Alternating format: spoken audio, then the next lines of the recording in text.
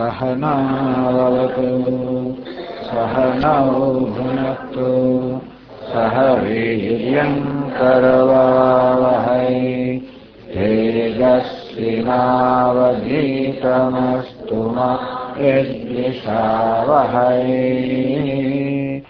ॐ शान्ति शान्ति शान्तिः।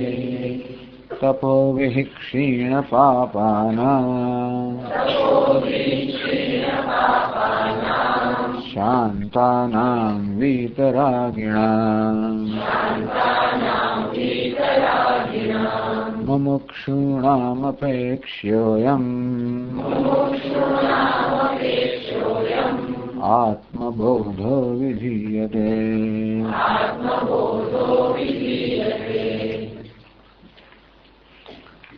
पंचीकृत महाभूत संभवं कर्म संचितम् शरीरं सुख दुःखानां भोगायतनमुच्यते। पंच प्राणमनो बुद्धि दशेन्द्रिय समन्वितम् अपंचीकृत भूतोत्थम् सूक्ष्मांगं भोग साधनम् अनाद्य विद्या निर्वाच्य कारणोपाधिरुच्यते। उपाधित्थितयादन्यते आत्मानमवधारये।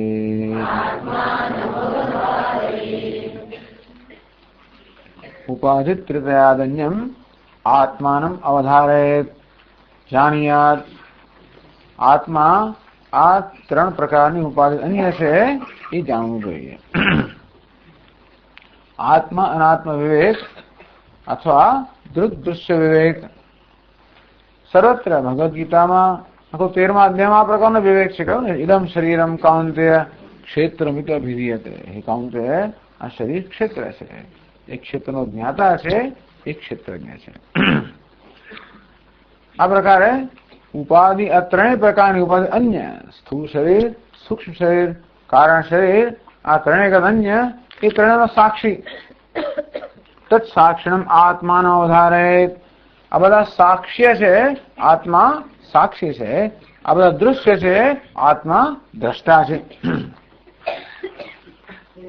पूर्वोक्त स्थूल सूक्ष्म कारणोपाधिना तृतीया अन्यम परम विलक्षणम च अवधारयेत्। એ ત્રણેય ઉપાધિ કરતા અન્ય છે, એને ચઢિયાતો છે અને વિલક્ષણ છે। આ ત્રણ વસ્તુ છે ઉપાધિ ત્રિતયાદ અન્યમ। આ ત્રણેય પ્રકારની ઉપાધિ કરતા અન્ય અન્ય શબ્દથી આટલી વસ્તુ કહેવામાં આવી કે આત્મા અનાત્મા કરતા અન્ય છે, પરમ એમના કરતા ચઢિયાતો છે, વિલક્ષણમ એમના કરતા તદ્દન વિપરીત લક્ષણ ધરાવનારો છે। જેમ ભગવદ ગીતા ભગવાન કે ઇન્દ્રિયાણી પરાણ્યાહુ ઇન્દ્રિયેભ્યઃ પરમ મનઃ मनसस्तु परा बुद्धि यो बुद्धे परतस्तु सह एवं बुद्धे परम बुद्ध्वा। आम स्थूल देह करता इंद्रियों सूक्ष्म से चढ़ियाती से आंतरिक से इंद्रियों करता मन सूक्ष्म से चढ़ियातु से एनाथी अंदर से અને મન કરતા બુદ્ધિ સૂક્ષ્મ છે ચઢિયાતી છે એની નિયામક છે। यो बुद्धे परतस्तु स પણ જે બુદ્ધિથી બપાર છે।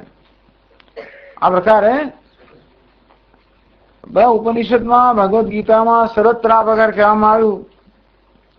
ઇન્દ્રિયેભ્યઃ પરા ह्यर्थः अर्थेभ्यश्च परम मनः मनसस्तु परा बुद्धिः बुद्धेरात्मा महान् परः महतः परम अव्यक्तम् अव्यक्तात् पुरुषः परः पुरुषान्न परम किंचित सा काष्ठा सा परागति। तो गीता में क्या ये वस्तु उपनिषद में लेવામાં આવી કે ઇન્દ્રિય કરતા વિષયો સૂક્ષ્મ છે, વિષય કરતા મન સૂક્ષ્મ છે, મન કરતા બુદ્ધિ સૂક્ષ્મ છે, બુદ્ધિ કરતા સમષ્ટિ બુદ્ધિ સૂક્ષ્મ છે, એના કરતા પણ અવિદ્યા કે અવ્યક્ત કે પ્રકૃતિ કે મૂળ કારણ સૂક્ષ્મ છે, એના કરતા પણ ચૈતન્ય કે પુરુષ કે પરમાત્મા સૂક્ષ્મ છે, ચડિયાતો છે, વ્યાપક છે, અંતરતમ છે. નેતિ નેતિ વાક્ય આત્માનું ઉપાધિ નિર્મુક્તમ. બસ ઉપનિષદમાં આપણે નેતિ નેતિ ઉપદેશ કરવામાં આવે છે એ આ જ રીતનો. એક નેતિ એટલે સ્થૂળ શરીર તો નથી, નેતિ સૂક્ષ્મ શરીર તો નથી, નેતિ કારણ શરીર નથી. એવું કહેવાની જરૂર કેમ પડે છે? કારણ કે સ્થૂળ શરીરને હું આત્મા માનું છું એટલા માટે. ટેબલ તું નથી, ખુરશી તું નથી એવું કહેવાની જરૂર નથી પડતી. ક્યાં એવો ઉપદેશ નથી કે તું આ થાંભલો નથી, એવું કદાચ કે જુદી વાત છે. એ કોઈ સંદર્ભમાં કહેવામાં કે થાંભલો છું એ જરા જુદી વાત છે, આરોપ કરવામાં આવે. અને કે થાંભલો સારો એમ પણ કહે. ટૂંકમાં એ જુદી વસ્તુ છે. થાંભલાની શું ઉભા રહ્યા છે એ પણ જુદી વસ્તુ છે. તો સામાન્ય રીતે આ થાંભલો તું નથી એટલે એને ખબર નહીં પડે કહેવામાં તું થાંભલો છે એ જુદા સંદર્ભમાં કહેવામાં આવે છે. પરંતુ સામાન્ય રીતે તું થાંભલો નથી એવું કહેવાની જરૂર નથી. કારણ કે થાંભલામાં કોઈને એવી અહમ બુદ્ધિ જન્મતી નથી. અર્થાત થાંભલો અને હું છું અંતર બહુ સ્પષ્ટ છે. એ દૃશ્ય છે હું દ્રષ્ટા છું, એ જળ છે હું ચેતન છું, અનાત્મા છે હું આત્મા છું, બહુ સ્પષ્ટ છે.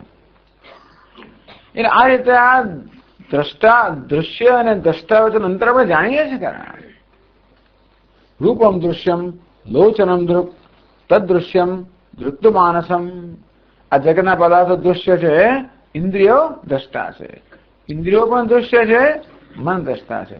મન પણ દૃશ્ય છે, બુદ્ધિ દ્રષ્ટા છે. બુદ્ધિ પણ દૃશ્ય છે, આત્મા દ્રષ્ટા છે.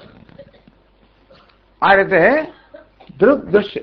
તો પેલું તો સ્પષ્ટ છે આપણને કે જગતના પદાર્થ દૃશ્ય છે અને હું દ્રષ્ટા છું. બસ એ આપણું જે જ્ઞાન છે એ જ્ઞાનને અહીંયા આગળ જરાક અમલમાં મૂકવાનું. એટલે કે દૃક દૃશ્ય વિવેક કે દૃશ્ય ને દ્રષ્ટાનો વિવેક આપણે જાણીએ છીએ. આમ દેહની બહાર જે પદાર્થો છે એ બધા પદાર્થોના વિષયમાં આ વિવેક કે આ પ્રકારનું અંતર બહુ સ્પષ્ટ છે. આવું અંતર ઉત્પન્ન કરવું. અંતર કોઈ ભૌતિક અંતર એવું નહીં, પરંતુ સમજનું અંતર ઉત્પન્ન કરવું. તો ટેબલ ને મારી વચ્ચે ભૌતિક અંતર પણ છે, જોડે જોડે એક સમજનું પણ અંતર છે. ક્યારેક ક્યારેક સમજનું અંતર જતું રહે ત્યારે મુશ્કેલ થઈ જાય. એટલે દીકરા પર એવી આસક્ત થઈ જાય કે ભાઈ આત્મા આવે પુત્ર નામ આસી, આ મારો પુત્ર જ આત્મા બની એવું થઈ જાય. ક્યારેક આસક્ત થઈ જાય તો એને કારણે અંતર છે તે પણ જતું રહેશે. એવી રીતે ખરેખર તો દેહને આત્મા જ અંતર છે. આસક્તિને કારણે, તાદાત્મ્યને કારણે, અધ્યાસને કારણે જે છે એ અંતર જાણે કે જતો રહ્યું છે. જે છે એ જ અંતર આપણે માત્ર જોવાનું છે.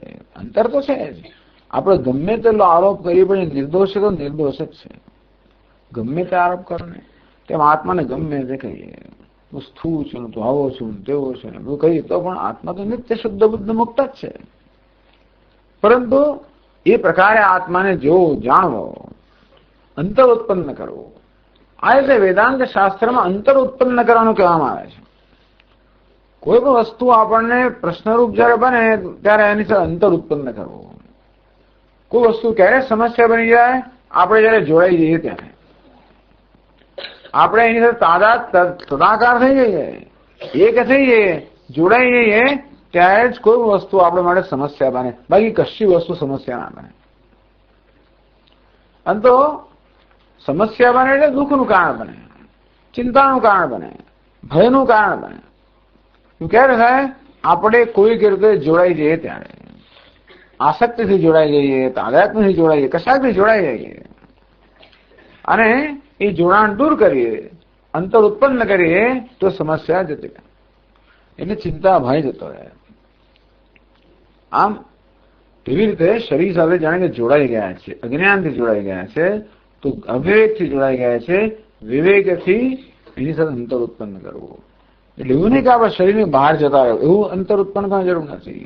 તો વાસ્તવમાં જેમ આકાશ અને ઘડા વચ્ચે અંતર છે તો આપણને એમ લાગે કે ભાઈ ઘટાકાશ એવું છે, પણ ખરેખર તો આ આકાશને ઘડાનો કોઈ સ્પર્શ જ નથી. આકાશ ઘરાદે સ્પૃષ્ટ જ હશે, ઘરાદે અવિભક્ત જ હશે, અને તેથી આકાશ એટલું જ જરૂર છે કે હું ઘડાથી દૂર છું અને સૂક્ષ્મ છું અને દ્રષ્ટા છું. અને તે રીતે આ પ્રકારે અંતર ઉત્પન્ન, હું દ્રષ્ટા છું, આ દૃશ્ય છે. દ્રષ્ટા દૃશ્ય કરતા જુદા હોય. તો નેતિ નેતિ જ્યાં આપણને કહે છે ત્યારે આ જ વસ્તુ કહે છે કે જ્યાં અંતર છે પણ અજ્ઞાનને કારણે અંતર જતું રહ્યું છે, તે અંતર ઉત્પન્ન જ્ઞાનથી કે વિવેક અંતર ઉત્પન્ન કરવું. એટલે સ્થૂળ દેહને હું કહું છું માટે કહે છે તું સ્થૂળ દેહ નથી. આગળ કીધું પ્રમાણે તું ટેબલ નથી ને ખુરશી નથી એવું કહેવાની જરૂર નથી, કારણ કે ત્યાં એવું તાદાત્મ્ય થતું નથી. સ્થૂળ શરીર છે તો એ જ પંચમહાભૂત બનેલું, છતાં પણ એની તો કોઈ વિશેષ સંબંધ હોવાના કારણે ત્યાં તાદાત્મ્ય થઈ જાય છે. તેથી આ સ્થૂળ શરીરને હું કહું છું. એટલે ઉપનિષદ કે નેતિ, સ્થૂળ શરીર તું નથી. બુદ્ધિ હું છું, બુદ્ધિ તું નથી. મન હું છું, મન તું નથી.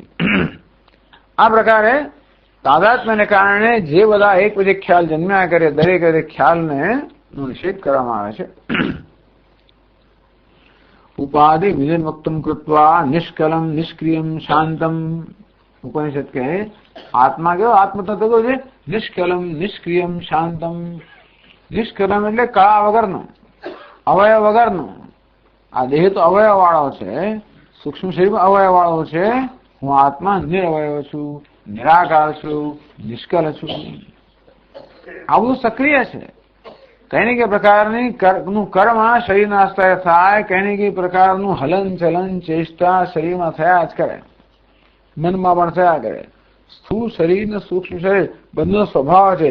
કઈ ને કઈ પ્રકારની ચેષ્ટા હલન ચલન પ્રવૃત્તિ થયા જ કરે, એ સક્રિય છે. હું નિષ્ક્રિય છું.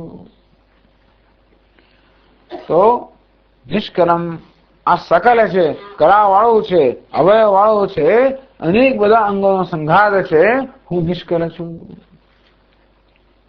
આ સક્રિય છે, હું નિષ્ક્રિય છું. શાંતમ આ બધું અશાંત છે, જ્યાં એકદમ ઘમસાણ ચાલે છે. દેહની અંદર ઘમસાણ, મનની અંદર ઘમસાણ. હું કોણ છું? શાંત. આ બધા ઘમસાણની વચ્ચે શાંત છું. શિવજી કેવા શાંત ઘમસાણની વચ્ચે.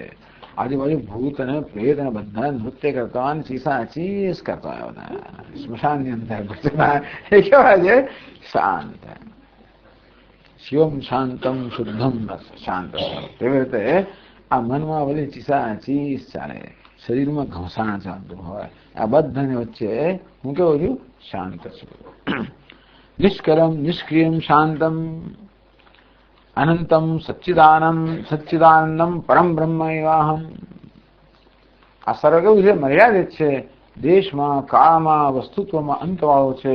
હું અનંત છું. આ જળ છે, હું ચેતન છું. આ નશ્વર છે, હું શાશ્વત છું. આ દુઃખાત્મક છે, હું આનંદ સ્વરૂપ છું. બેઠા બેઠા કરી શકે આમ ધ્યાન. બેઠા બેઠા આવું કરવું, જયારે થોડો સમય મળે નિરાત મળે ત્યારે આવી રીતે આપણે કરી શકીએ. આ શરીરના આપણા ધ્યાનનો વિષય બનાવીએ અને જરા બરાબર સ્પષ્ટ છે કે શરીર તો શરીર છે, રહેઠાણ છે, ઘર છે. ઘર બહુ સરસ છે એટલે હું ઘર બની ના જવું. તો આ શરીર ઘર છે, એવું શરીર નથી, ઘર છે. એટલે એનો આદર કરવાનો, એની કાળજી કરવાની. જરા આપણે ધોળાવીએ બધું કરાવીએ છે. ઘરને એવું નથી કે ઘર છે એટલે આપણે એની બેદરકારી, એવું નહીં. તેમ શરીરને પણ આપણે નવડાવી ધોળાવી કરીએ, બરાબર છે. પણ શરીર છે, ઘર છે, જળ છે, સ્થૂળ છે, પંચમહાભૂતમાંથી બનેલું છે, વિકારી છે, અનેક અંગવાળું છે, અનેક કળાવાળું છે. એનાથી વિલક્ષણ છે. મન વિશે વિચાર કરો, બુદ્ધિ વિશે વિચાર કરો. આમ મનને જરા સમજવું કે જો કેવા સંકલ્પ ઉઠ્યા, કેવા વિકલ્પ ઉઠ્યા, કેવા સંશય ઉઠ્યા, કેવી લાગણી ઉઠી, કેવો રાગ ઉઠ્યો, કેવો સ્વામી મન તો મિત્ર થતું નથી, કઈ વાંધો નહીં ને. જો એનામાં કેવો રાગ છે, કેવો દ્વેષ છે, તો આ પ્રકારે શું તકલીફ છે?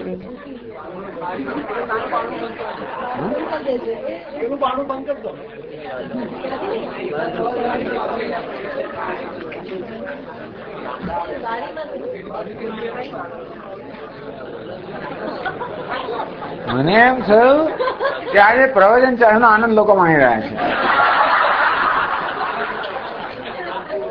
મેં કે આટલું બધું આમ મુખ પર આટલો બધો ખિલખિલાટ ક્યાંથી આવી ગયો? આટલા દિવસમાં જે લાંબા પહોળા ચહેરા બધા જોયેલા છે જેના પર કઈ થતું જ નથી, એમાં આટલું ક્યાંથી થઈ ગયું એકદમ જ? મને કે આટલો આનંદ આત્મા નિષ્કલ છે, નિષ્ક્રિય છે, શાંત છે, એ આટલો આનંદ જન્માવે છે. કઈ ખબર કે આ તો એક સકલ ને સક્રિય વસ્તુ જ આનંદ જન્માવે છે. નિષ્કલ નિષ્ક્રિય વસ્તુનો આનંદ નથી, આ તો સકલ ને સક્રિય વસ્તુ નથી. બરોબર. સચ્ચિદાનંદમ પરમ બ્રહ્મેવાહમસ્મી અવધારયેત જાનીયાત નિર્ધારયેત ઇત્યર્થ. તો આ પ્રકારે નિર્ધારણ કરવું જોઈએ કે મન કેવું છે, બુદ્ધિ કેવી છે. કોઈ જાતનો ઝઘડો કર્યા વગર એની સામે બસ જેવું મન છે તો મનને સ્વીકારી લેવું. કોઈ ફરિયાદો વગર, દોષારોપણ વગર, કકાટ વગર, જે રાગ દ્વેષ જે હોય તે મનના વિચારો ચાલે છે, ફરે ચાલી રહી છે. સરસ. હું કોણ છું? એનો પ્રેક્ષક છું. બુદ્ધિના ખ્યાલો છે બધા ભટ પાસે. બુદ્ધિને મુબારક. મનની વસ્તુ મનને મુબારક. બુદ્ધિની વસ્તુ બુદ્ધિને મુબારક. શરીરની વસ્તુ શરીરને મુબારક. મારી વસ્તુ મને મુબારક. આનું નામ ધ્યાન. શાંતિથી બેઠા બેઠા આવું કરી શકાય.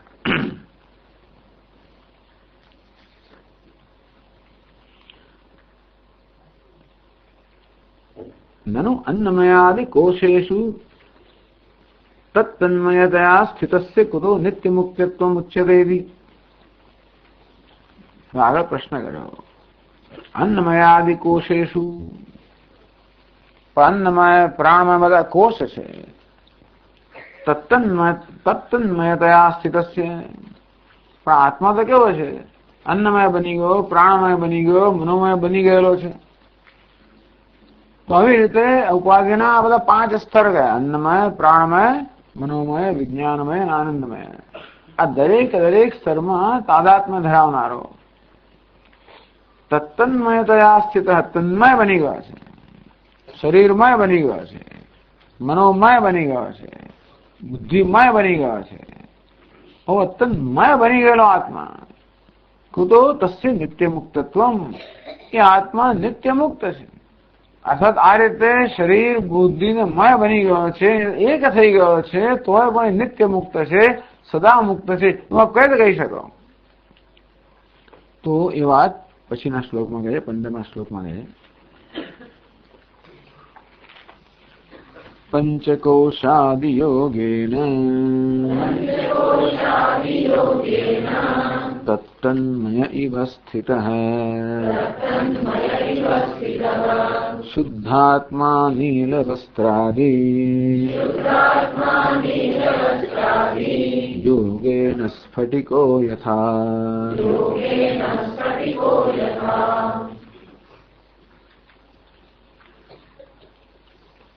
શુદ્ધાત્મા, આ કોની વાત થઈ રહી છે? શુદ્ધાત્માની વાત થઈ રહી છે. શુદ્ધાત્મા અર્થાત આત્મા જે શુદ્ધ છે. આત્મા શુદ્ધ है તો જે નિત્ય શુદ્ધ છે. એટલે આ નિત્ય શુદ્ધ નો અર્થ એ કે ક્યારે અશુદ્ધ થઈ જ ના શકે. ઘણી વસ્તુ શુદ્ધ હોય ખરી પણ અશુદ્ધ થઈ શકે ખરી. આમ ગંગા એ પવિત્ર કહેવાય ખરું, પણ ગંદકી નાખીએ તો પવિત્ર થઈ જાય ખરું. એટલે જગતની આ પવિત્ર કે શુદ્ધ વસ્તુઓ પણ કશીક વસ્તુના સંયોગને કારણે સંપર્કને અશુદ્ધ બની જાય. તો તેવી આત્માનો પણ આ દેહ સાથે, મન સાથે સંયોગ થયો, સંપર્ક થયો, તો આત્મા અશુદ્ધ નહીં બની ગયો. સામાન્ય રીતે જો સંગ તેવો રંગ. ભલા બિચારા સારા માણસો પણ પેલા લોકોના સંગમાં આવીને કેવા રંગાઈ જતા, કેવા બદલાઈ જતા હોય છે, બગડી જતા હોય છે. વસ્ત્ર ગમે તેટલું સ્વચ્છ હોય તોય પણ દાગ કેવા પડી જાય. કશાક ને બેઠા ક્યાંક જોયા કર્યા વગર એક મોટું ધાગું પડી ગયું. આપણને દેખાય નહીં, લોકોને દેખાય, લોકો જોયા કરે, એવું થાય. આમ સામાન્ય રીતે એવું જોઈએ છે આપણે કે વસ્તુ ભલે શુદ્ધ હોય, ભલે સ્વચ્છ હોય, પણ અશુદ્ધ કે અસ્વચ્છ વસ્તુના સંપર્કમાં આવવાથી એ પણ અશુદ્ધ બની જતી હોય છે. તે મહાત્મા ભલે શુદ્ધ હોય, ભલે ને પવિત્ર હોય, પણ દેહ તો અશુદ્ધ છે, અપવિત્ર છે. મનમાં પણ કેટલી અશુદ્ધિઓ છે બધી, કેટલા રાગ છે, દ્વેષ છે, કેવું બધું છે. તો એ બધાના સતત સંપર્કમાં રહેલો આત્મા શું અશુદ્ધ ના બની જાય? જો અશુદ્ધ બની જ ગયો હોય, અપવિત્ર બની ગયો હોય તો એ નિત્ય મુક્ત છે, નિત્ય શુદ્ધ છે, તો આપ કેમ કહી શકો? પ્રશ્ન આ છે કે આપણો એવો અનુભવ છે કે શુદ્ધ વસ્તુઓ પણ અશુદ્ધના સંપર્કમાં આવીને અશુદ્ધ બની જતી હોય છે, તેમ શુદ્ધ આત્મા પણ શું આ અશુદ્ધ કે અપવિત્ર ઉપાધિના સતત સંપર્કમાં આવીને અશુદ્ધ નથી બની ગયો, અપવિત્ર નથી બની ગયો. એ હંમેશા શુદ્ધ જ છે. હું હંમેશા મુક્ત છું, બ્રહ્મ છું. અત્યારે બ્રહ્મ ક્યાં છે ભાઈ? એ શુદ્ધ થાવ પછી બ્રહ્મ થશો. અત્યારે તો તમે દેહની સાથે રહીને એ વાત બની ગયા છો. એવું ખરું કે નહીં? ટૂંકમાં આ બધું કર્યા પછી હું બ્રહ્મ બનીશ કે શુદ્ધ બનીશ કે અત્યારે શુદ્ધ છું? પ્રશ્ન એ થયો. તો નિત્ય મુક્તતા, નિત્ય શુદ્ધતા, નિત્ય શુદ્ધ એટલે કે અત્યારે શુદ્ધ જ છું એવું કેમ કહી શકાય? કારણ કે અત્યારે અનુભવ છે કે હું સ્થૂળ છું, ઊંચો છું, નીચો છું, સ્થૂળ છું, જાડો છું, રાગી છું, દ્વેષી છું, કામી છું, ક્રોધી છું, સુખી છું, આવો છું. તો આ પ્રકારે હું જયારે અત્યારે છું ત્યારે પછી ત્યારે પણ હું શુદ્ધ છું, મુક્ત છું એ કેમ કહી શકાય? એટલે હવે આ શ્લોકમાં આવા બધા આપણા વિશેના ખ્યાલો કેમ જન્મે છે એની સરસ પ્રક્રિયા બતાવે છે કે જયારે મારી જાતે હું જાહેર કરું કે હું રાગી છું, દ્વેષી છું, કામી છું, ક્રોધી, સ્વામી હું તો બહુ ક્રોધી છું, હું તો બહુ લોભી છું, હું તો બહુ વિકારી છું, હું તો આવો છું, હું સમ દીન દીન હિત તું સમાન, હું તો દીન છું, હીન છું, સૂર ક્રૂર ઈસ લાયક, હું તો ક્રૂર છું. આ મારી રીતે ક્રૂર કહું, દીન કહું, હીન કહું, રાગી કહું, પાપી. આપના જો પાપ દૂર કરનાર કોઈ ને મારે પાપી દુનિયામાં કોઈ નથી. મત સમઃ પાતકે નાસ્તિ પાપગ્નિ ત્વત્ સમાન. મારે પાપી કોઈ પાપી છું. તો આવો ખ્યાલ જે મારા માટે હું ધરાવું છું અને એ ખ્યાલથી દુઃખી થવું છે. ખ્યાલ ધરાવે ને એમાં એની કે અસરના તો વાંધો નથી, પણ એવું નથી. અમારો દરેક દરેક ખ્યાલ મને દુઃખી કરનારો છે. તો આ ખ્યાલ કયા પ્રકારના છે? હું જયારે મારી જાતને પાપી કે હીન કે દીન કે દુઃખી એવું જાહેર કરું ત્યારે એ મારા વિશેની વાસ્તવિકતા છે કે મારા વિશેનો ખ્યાલ છે? એ મારા વિશેની હકીકત છે કે મારા વિશેની માન્યતા છે? આ પાપીપણું કે દીનપણું ખરેખર એને મારા સ્વભાવ પરિવર્તન આણ્યું છે કે માત્ર એ દેખાવનું છે? આ પાપીપણું દેખાવનું છે કે મારા વિશેની હકીકત છે? એ મારા વિશેનો આભાસ છે કે વાસ્તવમાં મારું સ્વરૂપ છે? શું છે? એટલે કે છે એ સરસ દૃષ્ટાંત આપ્યું. નીલ વસ્ત્રાદ યોગેન સ્ફટિકો યથા યથા નીલ સ્ફટિક યથા પશુ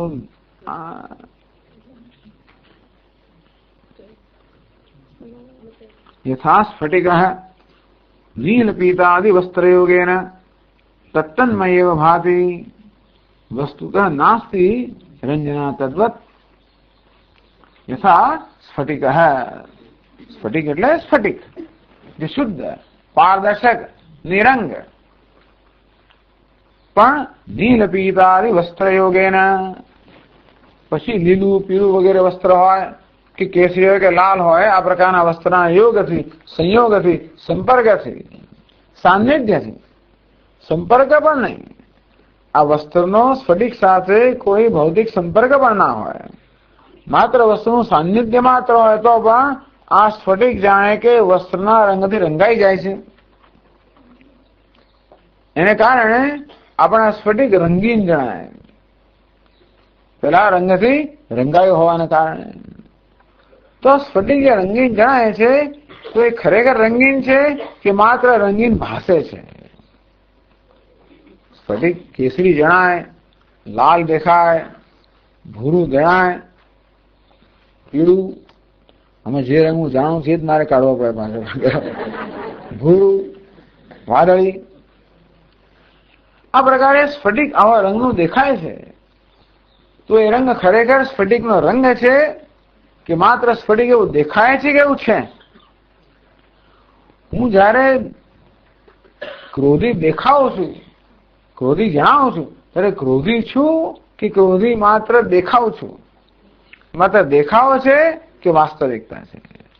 હું દીન હોઉં, હીન, કામી, ક્રોધી, અસહાય આવું જયારે જાણું મારી જાતને, ત્યારે એ મારા વિશેની હકીકત છે કે માત્ર એ પ્રકારનો આભાસ છે. તો કહે છે કે નીલ વસ્ત્રાદિ યોગેના, નીલ પીત લીલું પીળું વગેરે વસ્ત્રના યોગથી, તો કે એના સાનિધ્યથી, એ જોડાણ પણ નથી. આ વસ્ત્રનું સ્ફટિક સાથે કોઈ ભૌતિક જોડાણ નથી. આ વસ્ત્ર માત્ર સ્ફટિકની સન્નિધિમાં જ છે. તો એને આપણે ઉપાધિ કહી. ગઈકાલે ઉપાધિની વ્યાખ્યા કરે ને, ઉપર સમીપવર્તીની વસ્તુની આધાતી સ્વકીયમ ધર્મમ. ઉપર એટલે સમીપમાં રહેલી વસ્તુમાં પોતાનો ધર્મ પ્રદાન કરે છે. આ વસ્ત્ર જે છે એ નજીકમાં રહેલા આ સ્ફટિકમાં પોતાનો રંગ પ્રદાન કરે છે, એને રંગીન બનાવે છે, જાણે કે. બસ આવું જ છે. જેવી રીતે જુદા જુદા રંગોના રંગવાળા વસ્ત્રોના સંપર્કથી કે સાનિધ્યથી આ સ્ફટિક પણ જુદા જુદા રંગનો જણાય, પણ એ રંગનો બની ના જાય. તેવી રીતે આ જુદા જુદા સ્વભાવની ઉપાધિના સાનિધ્યને કારણે આત્મા પણ જુદા જુદા સ્વભાવ જણાય તો બની ના જાય. સ્ફટિક એવો લાલ કે પીળો જણાય છે, બની નથી ગયો. આત્મા પણ કામી ક્રોધી જણાય છે, બની નથી ગયો. બસ આ એક બહુ મોટી રાહત છે. આવું જો ના હોત તો આપણે વેદાંતનો કોઈ અર્થ જ ના રહે. એટલે વેદાંત શાસ્ત્રમાં શીખવાડે છે તત્વમસી, તું બ્રહ્મ છે, તું બ્રહ્મ છે, તું બ્રહ્મ બનવાનો છે, તું બ્રહ્મ છે. અરે હું તો કઈ હોઉં, તું જ છે. આવો હું તો કે આવો જ તું. આવો તો હું હોઈ શકું બ્રહ્મ, પણ આવો જે છે ને માત્ર મારી એ તો ખાલી દેખાવો છે, માન્યતા છે. તેથી વાસ્તવમાં શુદ્ધાત્મા આત્મા નિત્ય શુદ્ધ છે. અશુદ્ધ કેમ જણાય છે? તો જાતિ વર્ણાશ્રમાદય આત્મની આરોપિતા કહ્યું તો ખરું. તો એ જળની અંદર જેવી રીતે રસ વગેરે જેમ આરોપિત કરવામાં આવે તેવી રીતે આરોપિત થયેલો છે. કયું ફરી પણ કહે છે કે જેવી રીતે આ લાલ લીલું વગેરે વસ્ત્રના સાનિધ્યથી સ્ફટિક પણ જાણે કે એવા રંગનો હોય એમ જણાય, તેવી રીતે ઉપાધિના સાનિધ્યને કારણે આત્મા પણ ઉપાધિના ધર્મ વાળો હોય એમ જણાય છે. પણ વાસ્તવમાં જણાય છે ત્યારે પણ નથી. સ્ફટિક આપણને લાલ દેખાય ત્યારે પણ એ તો શુદ્ધ જ છે. એટલે ધ્યાન કરવું હોય તો આપણા શુદ્ધ સ્વરૂપનું ધ્યાન કરવાનું. કે ભલે આ મારા વિશેનો આભાસ ભલે આવો હોય કે હું અલ્પ છું, દીન છું, ગમે તેવો છું, એ તો માત્ર આભાસ છે. વાસ્તવમાં કહું છું નિત્ય શુદ્ધ રહેવું. આવી રીતે પેલા અંતર ઉત્પન્ન કરવું. આ કામ ક્રોધ આ બધી વસ્તુઓ જે આપણા પર આરોપિત કરે એને અંતર ઉત્પન્ન કરવું. આ તો બધા મારા સંપર્કમાં છે, સાનિધ્યમાં છે, પણ અંદરથી હું અલગ છું. પંચકોશાદિ યોગે અને પાછો બીજો પારિભાષિક શબ્દ પંચકોશ. આટલા શ્લોકોમાં બધું જ કહી નાખ્યું. અન્નમય, પ્રાણમય, મનોમય, વિજ્ઞાનમય, આનંદમય. આ પાંચ કોષ શું છે? આપણા વ્યક્તિત્વના પાંચ સ્તર છે. આવું વ્યક્તિત્વ, આ પાંચ પ્રકારનું વ્યક્તિત્વ આપણે ધરાવીએ છીએ. એક આપણું ભૌતિક વ્યક્તિત્વ છે, બીજું એક આપણું એટલે એને આપણે અન્નમય કોષ. આ છે અન્નમય બનવું છે, અન્નનું બનેલું છે, અન્નના રસનું. એમાં અહમ ભાવના કારણે એને અન્નમય કહેવામાં આવે. આત્મા અન્નમય બની ગયો. એટલે મારો એક વ્યક્તિત્વ કેવું છે? અન્નમય, એટલે કે ભૌતિક વ્યક્તિત્વ. બીજું પ્રાણમય, સક્રિય વ્યક્તિત્વ. ત્રીજું મનોમય, લાગણીશીલ વ્યક્તિત્વ. વિજ્ઞાનમય, બૌદ્ધિક વ્યક્તિત્વ.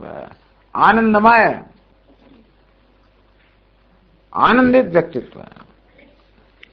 આ વ્યક્તિત્વના જુદા સ્તરો છે. એટલે આગળ સ્થૂળ સૂક્ષ્મને કારણ શરીર કહેવામાં આવ્યું. એ જ વસ્તુને આગળ પંચકોશ કહેવામાં આવે છે. એટલે કે આપણે ઉપાધિ છે, વ્યક્તિત્વ છે, એનું વિશ્લેષણ કરવાની જુદી જુદી રીતો છે. અને બહુ સરસ છે. પંચકોશ, પાંચ પ્રકારનું વ્યક્તિત્વ આપણે ધરાવીએ છીએ. અને એ વ્યક્તિત્વના પ્રત્યેક સ્તરમાં તાદાત્મ્યને કારણે આપણને જુદા જુદા પ્રકારના ખ્યાલો જન્મે છે. આ સ્થૂળ શરીર છે, આપણું સ્થૂળ વ્યક્તિત્વ છે. એમાં તાદાત્મ્યને કારણે આત્મા હું જાણે કે સ્થૂળ ના હોઉં, શરીર ના હોઉં, પુરુષ કે સ્ત્રીના એ પ્રકારનો ખ્યાલ, આ બધા ખ્યાલો જન્મે છે એ આ સ્થૂળ વ્યક્તિત્વમાં અહમ ભાવને કારણે. પ્રાણમય કોશ સક્રિય વ્યક્તિત્વ, આ કર્મ કરું છું, આ કર્યું, પેલું કર્યું વગેરે, આ સક્રિયતા પ્રાણમય કોષનો ધર્મ છે. એને કારણે મારી જાતને હું સક્રિય માનું છું. લાગણી મનોમય કોષનો ધર્મ છે, તેથી મારી લાગણી વાળો માનું છું, રાગી દ્વેષી વગેરે માનું છું. પછી જુદા જુદા ખ્યાલ કે સમજ બુદ્ધિનો ધર્મ છે, એ માટે મારી જાતને જુદી સમજ વાળો માનું છું. વિદ્વાન છું, પંડિત છું, મૂર્ખ છું, ફલાણા છું વગેરે. અને એથી પણ સૂક્ષ્મ એક આનંદ, તમે જો વિચાર કરો, અંતર તો આનંદ જ રહેલો છે, બહાર સ્થૂળતા રહેલી છે. આ સમુદ્રની સપાટી પર તો બહુ બધું તોફાન હોય, બહુ બધા મોજા હોય, ધમાલ ધમાલ હોય. જેમ નીચે જાઓ ને તેમ પછી આ બધી ધમાલ ઓછી ને ઓછી થતી જાય. એકદમ નીચે જાઓ તો ત્યાં પ્રગાઢ શાંતિ. તેમાં વ્યક્તિત્વના સ્તર છે. આ સ્થૂળ શરીર છે, સૌથી સ્થૂળમાં સ્થૂળ વ્યક્તિત્વ. વધારે પ્રવૃત્તિ હોય, અશાંતિ હોય તો આ સ્થૂળ શરીર પર. એથી ઓછું જરાક પ્રાણના સ્તરે, એથી ઓછું મનના સ્તરે, એથી ઓછું બુદ્ધિના સ્તરે, એથી ઓછું આનંદના સ્તરે, ઓછામાં ઓછું. અને એ સર્વથી મુક્ત આત્મા. એટલે અન્નમય, પ્રાણમય, મનોમય, વિજ્ઞાનમય, આનંદમય.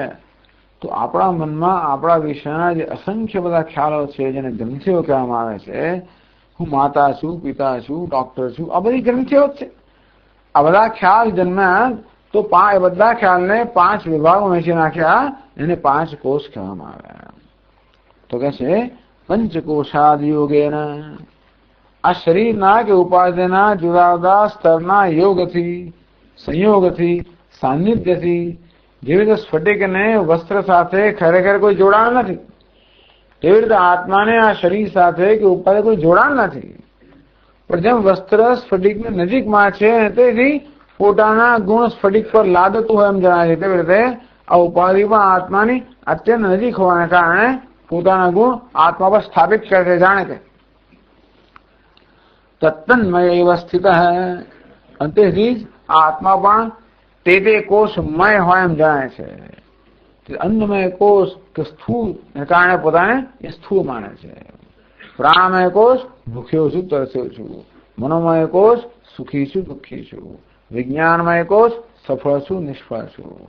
આનંદમય કોષ આનંદિત છું. પણ આપણને એકે આત્માનું વાસ્તવિક સ્વરૂપ નથી. આ તો પેલા કોષમાં કે આપણી ઉપાધિના સ્તરની અંદર તન્મયતાને કારણે, તાદાત્મ્યને કારણે જન્મેલા ખ્યાલો છે. શુદ્ધાત્મા વાસ્તવમાં કેવો છે? શુદ્ધાત્મા. આત્મા શુદ્ધ ન તો તેષુ વસ્તુતઃ રંજના ખેદોપી. તો આ બધાની સાથે ખરેખર તો આના કોઈ ગુણ આત્માને સ્પર્શતા નથી. આમ જેવી રીતે સ્ફટિક પેલો રંગાઈ ગયેલો લાગે, પરંતુ જરાય રંગાયેલો નહીં, તેવી રીતે આત્મા પણ આ ધર્મથી રંગાયેલો લાગે, પણ કોઈ રંગાયેલો નથી. અને એ હોવાને કારણે આપણા દરેક કોષ વચ્ચે અંતર ઉત્પન્ન કરી શકીએ. એ તેને આત્મા પંચકોશ વિલક્ષણત્વ નિત્ય મુક્તત્વ સમ્યયુક્તમ ભવતી. માટે આત્મા 5 કોષથી વિલક્ષણ છે, નિત્ય શુદ્ધ છે, નિત્ય મુક્ત છે, એ કહેવામાં આવ્યું.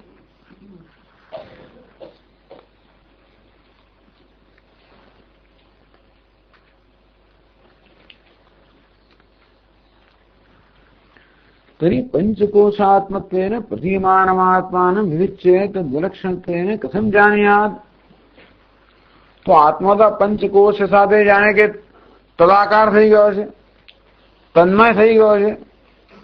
તો પછી આ 5 કોષ અર્થાત આપણી ઉપાધિના વિવિધ જે સ્તરો છે, એનાથી જુદો કરીને આત્માને જાણવો કેમ?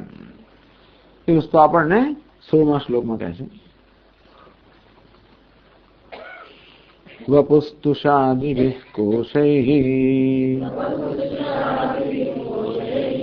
યુક્તં યુક્ત્યવઘાતતઃ आत्मानमन्तरं शुद्धम् विविच्या तण्डुलं यथा।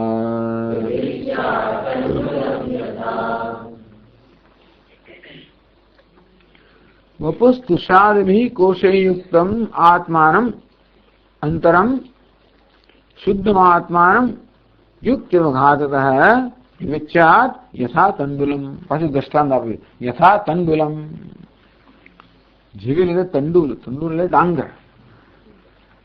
તો ખેતરમાં જે ડાંગર થાય ત્યારે એને પછી અવઘાતતઃ એને છડવામાં નહીં આવે, શું કહેવામાં, ખાંડવામાં આવે. ખાંડવું પણ કૂટવામાં આવે, ખેતરમાં એને કૂટવામાં જ આવે. અને ત્યારે બહારના છોતરા જે છે એ પહેલા છડવાનું તો પછી આવે, પહેલા છોતરા કાઢવાના આવે, એ ખેતરમાં થાય. એ પેલા લઈને જે બરફ મંડી પડતા હોય છે એને શું કહેવાય, અવઘાત. અવઘાત એટલે બરોબર ઘા કરવા, એને કૂટવું. તો જેવી રીતે ડાંગર, તો ડાંગરનો જે દાણો હોય એ દાણાની આસપાસ પેલા છોતરા હોય, એ છોતરાનું પડ લાગી ગયું હોય છે. તો કેવી રીતે આપણે ડાંગરના દાણાને છોતરાના પરથી દૂર કરીએ, એને કૂટીને. બસ આ કૂટવું, અવઘાત કરવો. આ દ્રષ્ટાંત આપ્યું કે કેવી રીતે બે વસ્તુ જાણે કે ભેગી થઈ ગઈ છે. એક ડાંગરનો દાણો તો છે, ચોખાનો દાણો, એની આસપાસ ફૂતરા લાગી ગયા છે. તો આપણે એમને તો ખાઈ ના શકીએ, ગાયો તો ખાઈ છે, આપણે તો ના ખાઈ શકીએ. તેથી એના માટે આપણે એને જુદા કરવા, ફૂતરા જુદા કરવા પડે. તો ફૂતરા કેમ એમ સીધે સીધું થાય પણ નહીં. એને આપણે તપશ્ચર્યા કરીએ, જપ કરીએ, ધ્યાન કરીએ, કશું ના થાય. અને પંપાઈએ તો કશું ના થાય. એને તો એટલે જેને જે પ્રકારની ટ્રીટમેન્ટ આપવી પડે એ આપવી પડે, એને તો કૂટવું જ પડે, એમને ના થાય.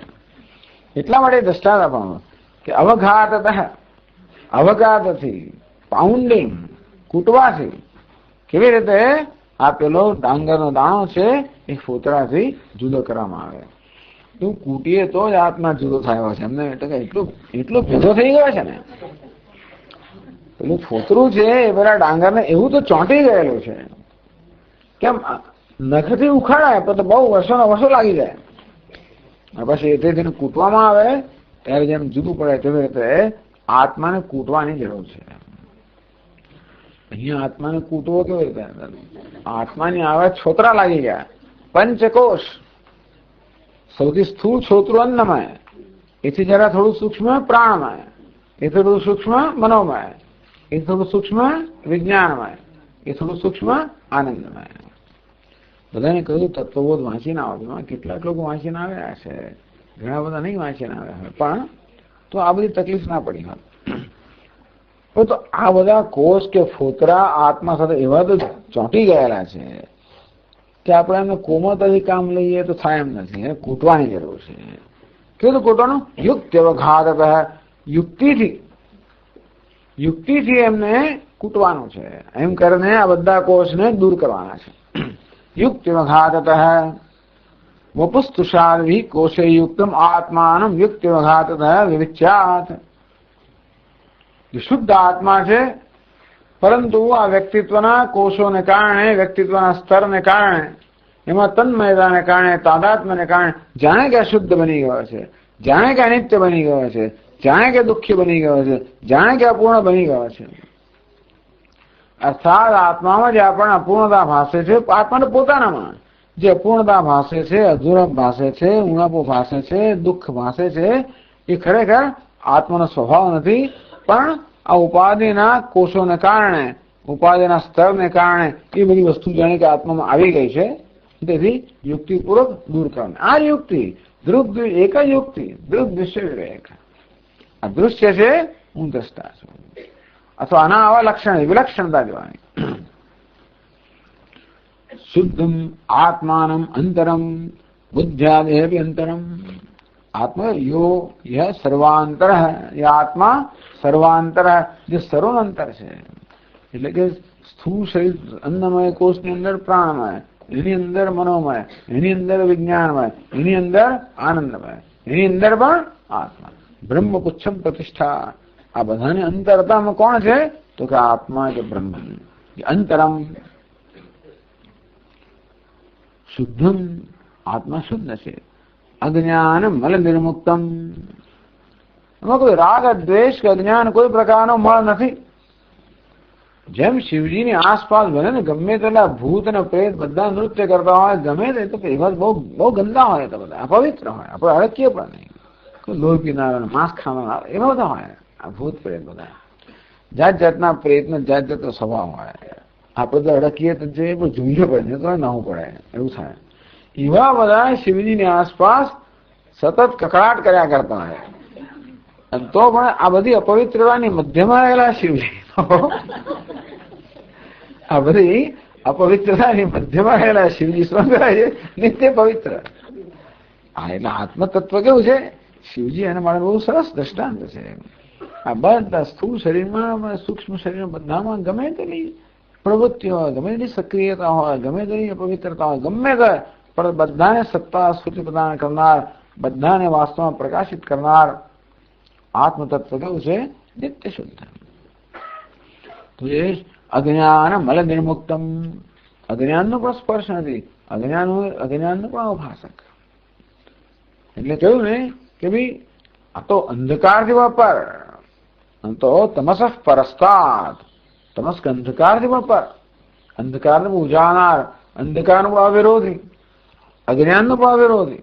શિવજીને કાંઈ ચિંતા નથી, જે હોય તે ખરું. અલા ભાઈ તમારા શરીર પર સાપ હોય, ભલે ને ફરતા, કોઈ ચિંતા જ નથી એમને, કશાના વિરોધી જ નથી. બધાનો સ્વીકાર, બધાને આધાર આપનાર, બધી વિરુદ્ધમાં વિરુદ્ધ વસ્તુ એમના શરીર પર જ છે. એક બાજુ એમના કંઠની અંદર વિષ છે, મૃત્યુ છે, અને બીજી બાજુ ચંદ્રમા છે, અમૃત વરસાવનારા છે, એ પણ ખરું. એક બાજુ આ બધી ચિતાની ભસ્મ અપવિત્રતા, દેવ ગંગાજી અત્યંત પવિત્ર. આ બધા પ્રકારના જે દ્વંદ્વ છે, બધા જ વિરોધી જોડકાઓ છે, બધું એમના પર છે. સાપ પર અમે કે એમના પર, એ તો કઈ એમની દુનિયામાં જ છે. બધાને આધાર આપનાર, સત્તા પ્રદાન કરનાર, સ્ફૂર્તિ પ્રદાન કરનાર. અમંગલ્યમ શીલમ તો ભવતું નામ અખિલમ તથાપિ સ્મરતું નામ વરદ પરમમ મંગલમસી. ભલે ભગવાન આપનું બધું આ આપની રીતવાદ બધી અપવિત્ર છે, આપની બધી રીતવાદ, શીલમ ચરિત્ર, આપણે બધી લીલાઓ, આ બધી અપવિત્ર જાણે છે, છતાં પણ સ્વયં કેવા છો? પવિત્ર.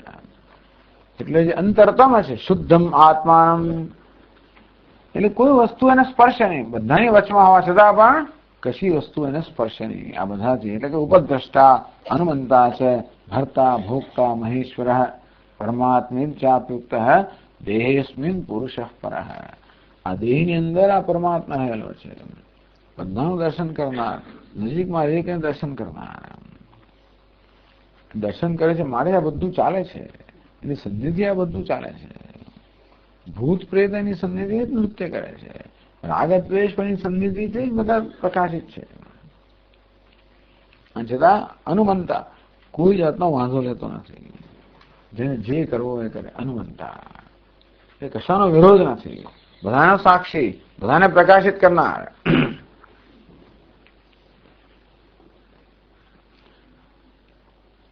અખંડ સત્ય જ્ઞાનાનંદ સ્વરૂપ આત્માનમ, જે સતત સત્ય સચ્ચિદાનંદ સ્વરૂપ આત્મા છે. કૂટસ અસંગ ચિદ્રૂપમ તુષાર વિયુક્તમ તંડુલમ, તો જેવી રીતે પેલા ફોતરા સાથે જોડાયેલ ફોતરાની અંદર રહેલા તંડુલને એટલે કે ડાંગરને આપણે કૂટવાથી જુદી પાડીએ છીએ, તેવી રીતે આ યુક્તિ યુક્ત વઘા, યુક્તિરૂપી કૂટવાનું. આ પછી પેલું કૂટવાનું મારવાનું નથી, એવું કરવાનું નથી. યુક્તિ, કારણ કે ખોટી યુક્તિથી જ આ બધા ખ્યાલો જન્મેલા છે. આપણા મનમાં આપણા વિષયનો જે ખ્યાલ છે એની પાસે કઈ યુક્તિ રહેલી છે, ખોટી યુક્તિ રહેલી છે. આ સ્થૂળ શરીર ચેતન છે માટે હું સ્થૂળ છું એવી યુક્તિ તો છે જ અંદર. આ મનમાં રાગ છે માટે હું રાગી છું, કઈક એવી યુક્તિ લગાવી છે આપણે. આવી રીતે કઈક પ્રકારની ખોટી યુક્તિને કારણે આપણે જાત જાતના નિર્ણયો આપણા વિશે ધરાવીએ છીએ. સ્વામી મહારાજ કે ને કે બાળક જયારે ઉછળતું હોય નાનું હોય, નિર્બળ હોય, અસહાય હોય, આધારિત હોય, અને એટલે આસપાસ તો બધા એના માતા અને પિતા અને વડીલો અને મોટા ભાઈઓ અને બહેનો બધાની વચ્ચે ઉછળતું હોય, અને તેથી પોતાની રીતે જ બધું જોઈએ. એનામાં યુક્તિ બધી હોય. આટલું નાનું હોય ત્યારથી યુક્તિ હોય. આપણને એમ કે સમજતું હોય, બધું સમજ એની રીતે સમજે. બધું સમજે કે નહીં પણ એની રીતે સમજે. તકલીફ છે એની રીતે સમજે, એની રીતે બધી વસ્તુનો નિર્ણય કરે. અને તેથી એના મનમાં નિર્ણય જમા થઈ ગયા છે કે દુનિયા તો આવી જ હોય, ભાઈ તો આવો છે. કેમ બહુ માર ખાધો હોય, બેન સાથે આમ કરેલું હોય, કાકાએ પેલું કર્યું હોય, મામાએ બધું કર્યું, જાત જાતનું. એટલે એના મનમાં આવી જાતના બધા ખ્યાલો કે આવું જ હોય બધું. આમ દરેક વ્યક્તિ પોતાના મનમાં પોતાના વિશે, દુનિયા વિશે, ઈશ્વર વિશે, બધા વિશે ખ્યાલ ધરાવતી જ હોય છે. બધા ખ્યાલો ક્યાંય જન્મ્યા? આવા અનુભવોનું જે આપણે કે અર્થઘટન કર્યું એમાંથી જન્મેલા ખ્યાલો છે બધા. હવે મુક્ત થવા માટે આપણે સાચા ખ્યાલોથી જ ખોટા ખ્યાલને દૂર કરવા પડે. એટલે કે ખોટી રીતે તર્ક લગાવવાને કારણે આપણે જે ખોટા નિર્ણયો પર આવ્યા છે એ નિર્ણયોનું નિરાકરણ કરવા માટે સાચો તર્ક કે સાચી યુક્તિ લગાવવી પડે. એટલે યુક્તિ વખાત એટલે વેદાંત શાસ્ત્ર આપણને યુક્તિ આપે છે. વેદાંત શાસ્ત્ર આપણને યોગ્ય રીતે વિચાર કરવાની પદ્ધતિ આપે છે. આપણામાં વિચાર કરવાની ટેવ તો છે જ, બુદ્ધિનો સ્વભાવ જ છે. બુદ્ધિ પોતાને બધું કરતી હોય છે, પોતાને તેને નિર્ણયો લીધેલા છે, પોતાને બધા અભિપ્રાય માન્યતાઓ ધરાવી રહી છે. આમ પ્રત્યેક માન્યતાને વિચારની કસોટીએ ચડાવવાની જરૂર છે. કોઈ પણ માન્યતા મનમાં જન્મે કે હું કરતા છું, ભોગતા છું, સુખી છું, દુઃખી છું, પાપી છું, પુણ્યશાળી છું, મહાન છું, હું મોટો, મને જે કે વિચાર જન્મે, આ દરેક વિચારને યુક્તિની કસોટી ચડાવવાનો કે ભાઈ તું મોટો છું, મોટો છું, તું મોટો તો હંમેશા મોટો થવો જોઈએ. પણ આની જગ્યાએ મોટો છું, પેલો આધાર નાનો બની જાય છે. મારા વિશેનો એક ખ્યાલ ટકતો નથી. મારે દુઃખી કહું તો પણ હમને દુઃખી, જો મારું સ્વરૂપ હંમેશા દુઃખી જ રહેવું જોઈએ. સ્વરૂપ કોને કહેવાય? એમાં ફેરફાર ના થવો જોઈએ. મારે ગળ્યું ગળી જવું જોઈએ. જો દુઃખી હોય સ્વરૂપ હોય તો હંમેશા દુઃખી જાય. એવું નથી ક્યારેક તો હું પણ હસું છું, ક્યારેક. એટલે જો દુઃખ મારું સ્વરૂપ હોય તો હંમેશા દુઃખી જ રહે, એવું નથી. અને તો દુઃખ સાલે પણ નહીં. આપણું સ્વરૂપ આપણે ક્યારેય સાલે જ નહીં. એવું શું વસ્તુ છે, એવું શું મારા વિશે છે કે સ્થાયી છે? એક આગંતુક છે, બીજું સ્વાભાવિક છે. તો આગંતુક છે, દુઃખી પણ આગંતુક છે. કારણ પછી સુખી પણ આવે એટલે દુઃખી પણ જતું રહે. આ કરતા પણ આગંતુક છે, ભોગતા પણ લઈ જતું રહે. આમ એક પછી એક ખ્યાલ આવે ને ચાલી જાય, આવે ને ચાલી જાય. જે એરણ પર પેલા અલંકારો આવે ને ચાલી જાય, આવે ને ચાલી જાય. એમના આકારો બદલાયા કરે, પણ એરણ જે બધા આકારોને ધારણ કરનાર છે એ પોતે તો કુટસ્થ એટલે નિર્વિકાર જ છે. તો આ બધા ખ્યાલો જેના પર આવે જાય છે, કઈ એરણ છે? હમણાં કરતા, ભોગતા, સુખી, દુઃખી, પિતા, પુત્ર, ઊંચું નીચું, અનેક બધા ખ્યાલો. આમાં એક ખ્યાલ મારું સ્વરૂપ હોત તો હંમેશા ટકી રહ્યો હોત, પણ કોઈ ટકી રહેતો નથી. સ્વામી દયાનંદજી મહારાજ કહે ને કે ભાઈ આ બિચારાને બહુ સંકોચ છે પોતાના વિશે. એને એવો સંકોચ છે કે મારા દાંત બહુ મોટા છે, આગળ આવે છે, એમ ગંદો દેખાવ છે. કોઈ દાડો પોતાના દાંત દેખાડે નહીં, હસે નહીં, તરત મોં આમ હાથ લગાવી દે. જરાક ખ્યાલ આવે કે આમ હસવાનું, તરત જ એકદમ સમાન બની જાય. અમે સમાન બની જાય. એ પણ ક્યારેક ભૂલી જાય. એ પણ એવું કશું બને, માંદરો જોઈ એકદમ એવું આમ આવી જાય, ભૂલી જાય. અને ત્યારે દાંત દેખાય જાય ત્યારે ભૂલી ગયો. એટલે એની સફળતા ક્યારેક જતી આપણી, એવું થતું હોય છે. અને તેથી એ મારો સ્વભાવ તો ક્યારે બોલાતા જ નહીં. સાકર મીઠી હોય તો મીઠી જ હોય, એ ક્યારે પછી તીખી ના હોય. મરચું તીખું તીખું એ ક્યારે ગળ્યું ના હોય. અગ્નિ ગરમ તો ગરમ જ હોય, એ ક્યારે ઠંડો ના હોય. બરફ ઠંડો હોય એ ક્યારે ગરમ ના હોય.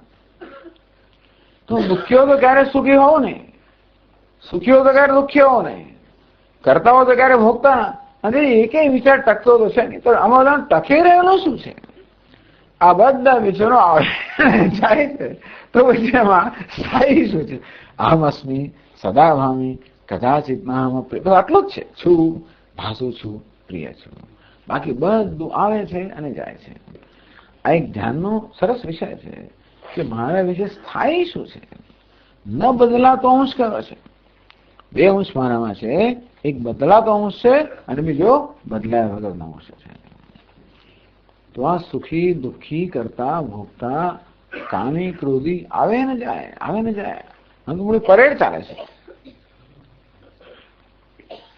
જેમ પેલા ચલચિત્ર પર બરાબર જાત જાત ચિત્રો આવે ને જાય, એ બધાને આધાર આપનાર પેલો પડદો છે, હોય તો જ આવા ચિત્રો આવે ને જાય. તેવી રીતે અનેક બધા ખ્યાલો આવે ને જાય છે, એ બધાને આધાર આપનાર, બધાને પ્રકાશિત કરનાર, એ બધાને અવકાશ પ્રદાન કરનાર કોણ છે? જે સ્થાયી તત્વ કયું છે? ન બદલાવતો અંશ કયો છે? બસ એ બીજા કશાને હાથ મૂકવા જ ના દેવો. પેલું કામી આવે તો કે રહેવાનું છે, હંમેશા નથી રહેવાનું, તો તું નહીં. આગંતુક છે એ તો હું છું જ નહીં. જે સ્વાભાવિક છે એ જ હું છું. અને તેથી ગમે તો વિચાર મનમાં આવે પણ આપણી જાતને ઉપર છાપ ના લગાવી. રાગનો વિચાર એટલે રાગી એવી છાપ ના લગાવી, એ આપણે કરતા હોઈએ છીએ. વિચાર આવે એ જુદી વાત છે, એ તો પૂર્વના કર્મને કારણે આવે. રાગ જન્મે, દ્વેષ જન્મે, કામ જન્મે, ક્રોધ જન્મે, સુખ જન્મે, દુઃખ જન્મે. ચલો, મનનો સ્વભાવ છે, એ પ્રારબ્ધનું કામ છે. પછી જે કરે છે હું કરું છું. મનમાં રાગ જન્મ્યો, પછી રાગી જયારે કહું ત્યારે એ મારું કામ છે. દુઃખ મનમાં જન્મ્યું, દુઃખી, એ દુઃખ સાથે એક થઈને મારે દુઃખી જાહેર કરો, એ હું કરું છું.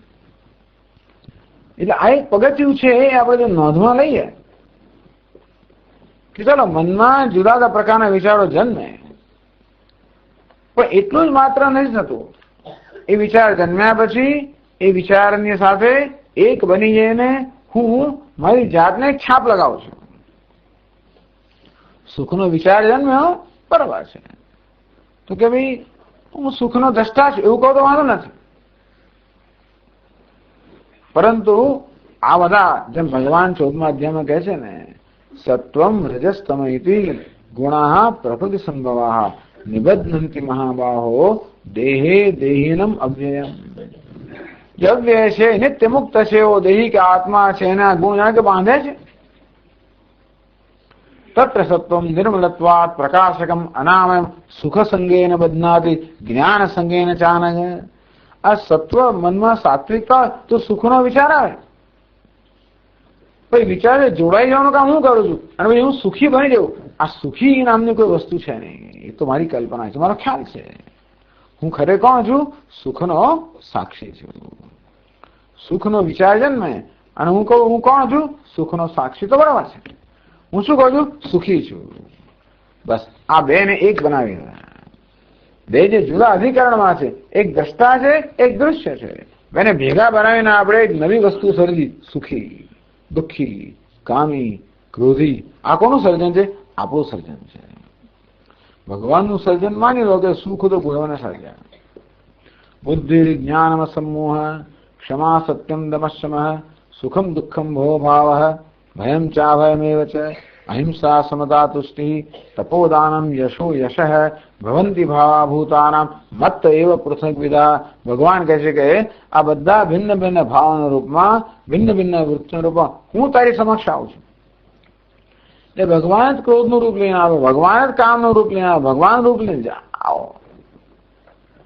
જ્યાં સુધી જોઈને એનો આનંદ માણી શકીએ ત્યાંથી વાંધો. આપણે શું એક તો સિનેમા જોતા જોતા એમાં એવા એક થઈ જઈએ છે અને કે ભૂલી જ જઈએ હું પ્રેક્ષક છું. ત્યાં મનમાં સતત સિનેમા ચાલી રહ્યો છે. જો આપણે આટલું યાદ રાખીએ કે હું તો પ્રેક્ષક છું, ભાઈ ચૂંટણી ખણીને યાદ કરું, હું પ્રેક્ષક છું, સુખી નહીં. સુખ તો ત્યાં છે, હું તો સુખનો દ્રષ્ટા છું. સુખ ત્યાં છે, દ્રષ્ટા છું. આવું આપણે જાહેર કરવા તો જરાય ખોટા નથી, સાચા છીએ. પણ સ્વામીજી સુખ તો હોય પણ દુઃખનો દ્રષ્ટા છું એવું કહેતા મારે. ઘણી વાર દુઃખનો દ્રષ્ટા કહેવાય છતાંય પણ દુઃખ જતું નથી, કારણ કે આપણે એક થઈ ગયા. તોય કહેવું વાંધો નહીં, રડતા રડતા કહેવું, કંઈક અસર થશે. હું શું કરું? દ્રષ્ટા છું. કેવું તો ખરું, તો કંઈક અસર થશે. આ રીતે દૃક, દૃશ્ય, વિવેક આ બધા મનના ખ્યાલો છે.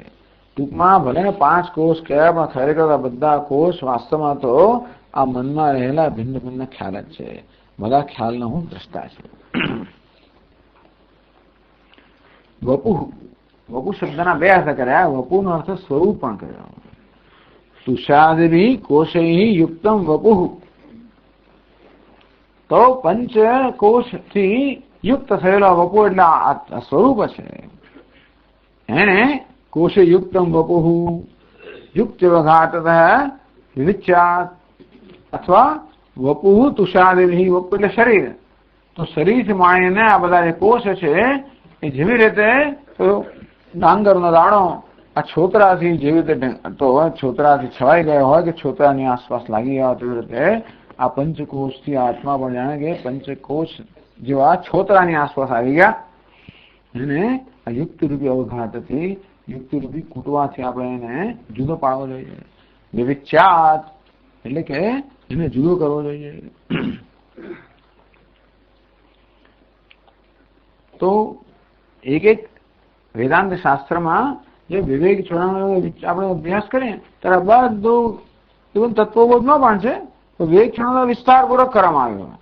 આ દરેક કોષ વિશેનો ત્યાં આગળ વિવેક કરવામાં આવ્યો હોય.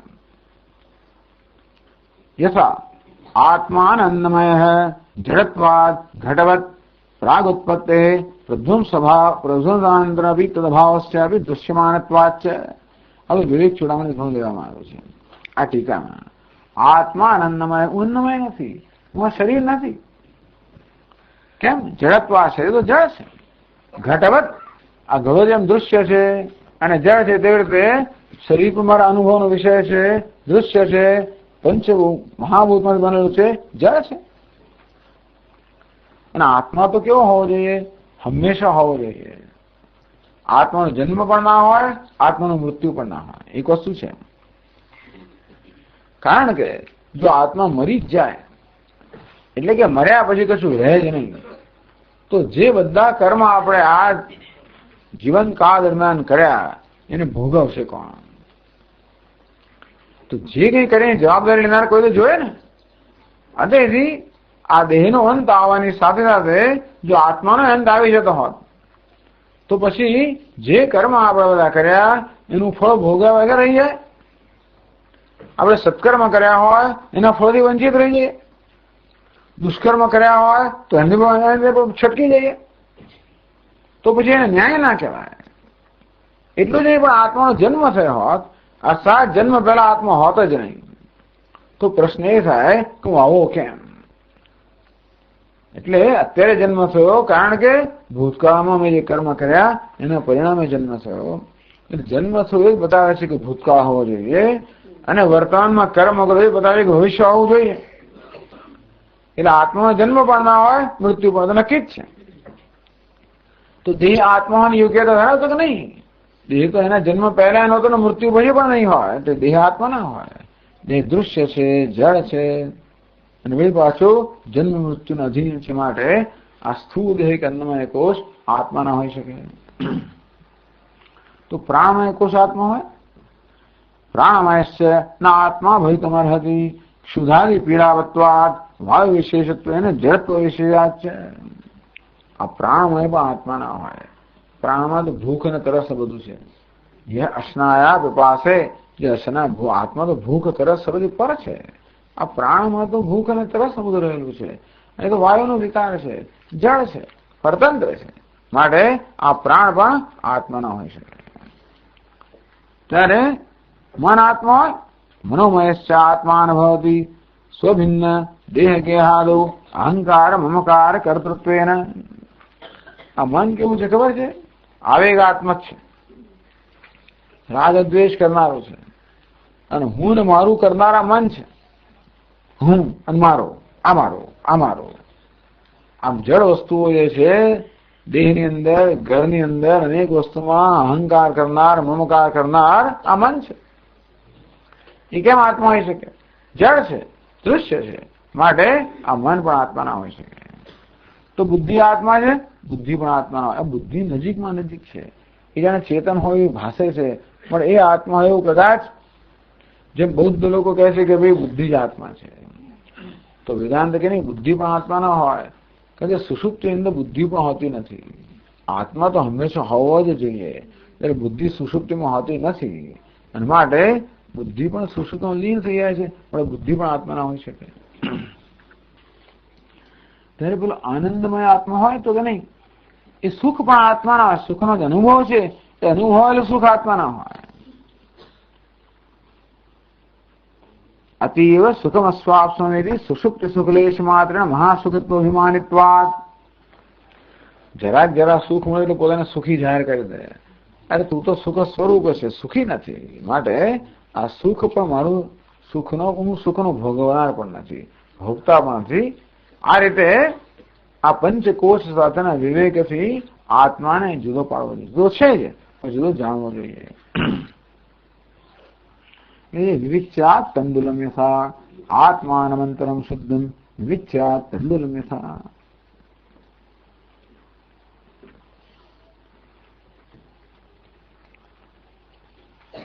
તો આમાં તો શું, આત્મા અંતરમ, એમાં કહેવા માંગે તમારે અંતરમાં આવું થવું જોઈએ.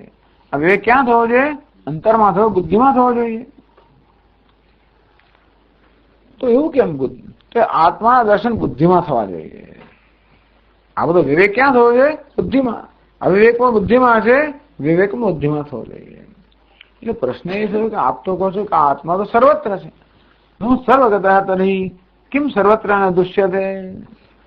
આત્મા સર્વવ્યાપી છે, બધે આત્માના દર્શન થવા જોઈએ, તો આપ એમ કેમ કહો છો કે બુદ્ધિમાં આત્માના દર્શન થવા જોઈએ? એવું કેમ કરશો? જે સર્વવ્યાપી છે એ તો બધે દેખાવું જોઈએ ને. આપણે શું કહે છે, સ્વામી આત્મા દર્શન કેમ કરવા? એટલે પેલી લાંબી વિવેચન કરવામાં આવે ને કે આપણે પહેલા મનને અંતર્મુખ બનાવવું જોઈએ, મનને સ્થિર બનાવવું જોઈએ, સૂક્ષ્મ બનાવવું જોઈએ, અંતર્મુખ બનાવવું જોઈએ, અને એ શુદ્ધ મનમાં પછી જે પ્રકાશિત થનારા આત્માના આપણે દર્શન કરી શકીએ. તો અંદર આત્મા એવું શા માટે? આત્મા તો બધે છે, તો અંદર નજર કરવી કે અંતર્મુખ બનવું એવો આગ્રહ કેમ રાખો છો? હા, તો પછીના શ્લોકમાં એ વાત કહે છે આપણને.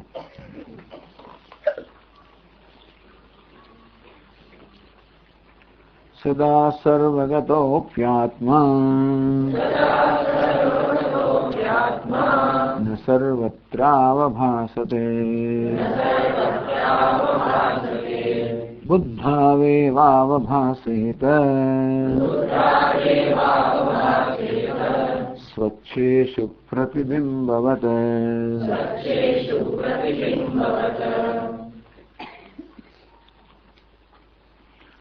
સદા સર્વગતોપી આત્મા સર્વત્ર ન અવભાસતે. આત્મા સદા સર્વગત, આત્મા શબ્દનો જ અર્થ થાય આપનોતી આત્મા, જે બધે વ્યાપીને રહેલો છે એનું નામ જ આત્મા. તેથી આત્મા પરમાત્મા બ્રહ્મ તો સર્વવ્યાપી છે. એવું કોઈ સ્થળ ના હોય, કાળ ના હોય જ્યાં પરમાત્મા ના હોય, ચૈતન્ય ના હોય, બ્રહ્મ ના હોય, અધિષ્ઠાન ના હોય, સર્વત્ર છે. એવું કહ્યું ને, અંતર બહિષ્ય તત્સર્વમ વ્યાપ્ય નારાયણ સ્થિત હૈ. અંદર ને બહાર જે જગ્યા છે ને, અંદર ને બહાર વ્યાપ્ત કરીને ભગવાન નારાયણ રહેલો છે. તો ભગવાન નારાયણ જે બુદ્ધે છે, તો પછી એના બુદ્ધિમાં દર્શન કરવા એ પ્રકારનો આગ્રહ કેમ રાખો છો? એટલે કહે છે ન સર્વત્રાભાસતે, છતાં પણ બધે ભાસતો નથી. જળૈ બહિ પ્રવૃત્તાક્ષય ન પ્રકાશ્યતે. બે રીતે થયું કે બધે ભાસતો નથી અને બધાને ભાસતો નથી. આત્માને બધાને કેમ દર્શન થતા નથી? તો કે જે લોકો બહિર્મુખ મનુષ્યો છે, તો જયારે આપણી બુદ્ધિ બહિર્મુખ હોય ત્યારે એ બુદ્ધિમાં કે મનમાં આત્માના દર્શન ના થાય. રાગ આદિ અવિદ્યાયામ બુદ્ધ અવભાસતે. ત્યારે બુદ્ધિને આપણે રાગ દ્વેષ મુક્ત કરી ત્યારે એ બુદ્ધિમાં આત્મા ભાસે છે. ખરેખર તો આત્મા ભાસી જ રહ્યો છે, બુદ્ધિમાં સતત પ્રકાશી જ રહ્યો છે.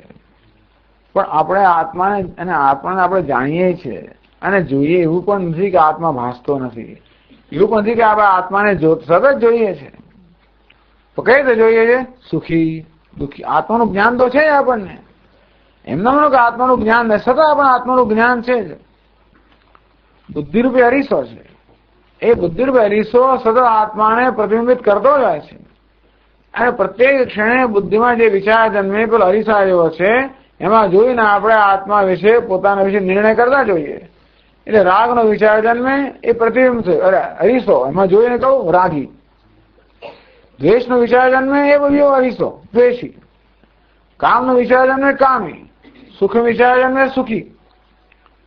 એટલે સુખી દુઃખી આત્માનું જ્ઞાન છે. એમના આપણા આત્માનું જ્ઞાન નથી એવું નથી, એ આત્માનું જ જ્ઞાન છે. અને આપણું મન જે છે કે મનની દરેક વૃત્તિ છે એ અરીસા જેવી જ છે. તેથી દરેક વૃત્તિ જેમ અરીસો આપણા ચહેરાને પ્રતિબિંબિત કરે તેમ દરેક વૃત્તિ આત્માને ચૈતન્યને પ્રતિબિંબિત કરે જ છે.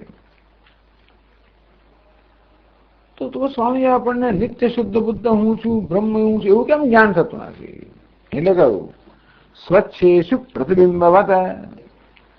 હવે પેલો દર્પણ જે છે ને એ પણ સ્વચ્છ હોવું જોઈએ, એ પણ સપાટ હોવું જોઈએ.